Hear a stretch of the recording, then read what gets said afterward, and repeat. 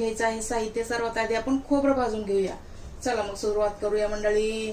चला मंडळी, गॅस चालू केलेला आहे. यावर भली मोठी कढई आपण ठेवलेली आहे गरम करायला. कढई थोडीफार गरम झालेली आहे मंडळी. सर्वात आधी आपण खोबरं भाजून घ्यायचं आहे. सुकं खोबरं आपण भाजून घ्यायचं आहे. याला वेळ जास्त लागत नाही, म्हणून आपण सुरुवात खोबऱ्यापासून करूया. कारण काय होतं मंडळी, जर जास्त कढई गरम झाली तर खोबरं आपलं करपू शकेल. त्यासाठी आपण सर्वात आधी खोबरं भाजून घ्यायचं आहे. तर लाल नाही करायचं, जास्त कुरकुरीत करायचं आहे. तूप टाकण्याची आवश्यकता नाही. सुखं खोबरं आपण असंच सुखं भाजून घ्यायचं आहे. तर यापेक्षा तुम्ही ते बारीक खोबरं असतं ना, ते पण भाजून घेतलं तरी चालेल, ते पण टाकलं तरी चालेल. चला मंडळी, खोबरं आपलं छान कुरकुरीत भाजून झालेलं आहे. कलर जास्त चेंज नाही करायचा आपल्याला. काढून घेऊया, टोपलीमध्ये काढून घेऊया. चला मंडळी, हे 200 ग्रॅम तूप आहे. थोडं थोडं करून आपण रवा भाजताना टाकायचं आहे.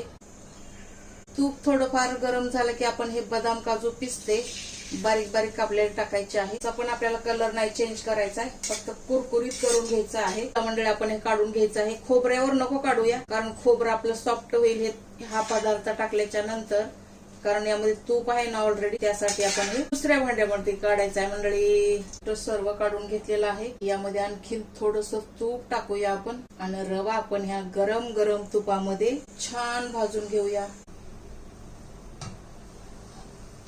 बदाम काजू काढल्याच्या नंतर गरम तुपामध्ये हा रवा आपण टाकलेला आहे. छान खरपूस कलर चेंज न होता भाजून घ्यायचा आहे. हा 1 किलो रवा आहे मंडळी.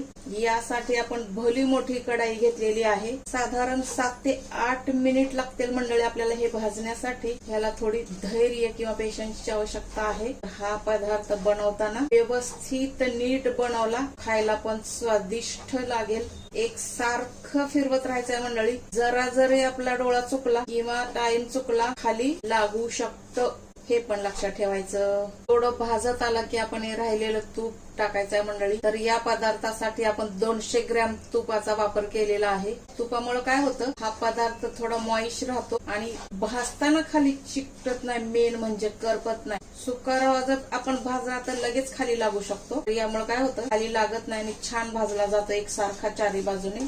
1 किलो रव्यासाठी आपण 200 ग्रॅम तुपाचा वापर केलेला आहे मंडळी. चला मंडळी, रवा छान आपला भाजला गेला आहे आणि ते पण कलर चेंज न होता साधारण 8 ते 9 मिनिट झाले असेल मंडळी. पूर्ण घरभर सुगंध दरवळला आहे मंडळी. हीच तर साईन आहे की आपला रवा छानपैकी भाजलेला आहे. समजा तरीही तुम्हाला नाही कळालं तर काय करायचं मंडळी, थोडासा रवा घ्यायचा आणि दाताखाली टाकायचा. कुडकुडीत लागलं तर समजायचं की आपला रवा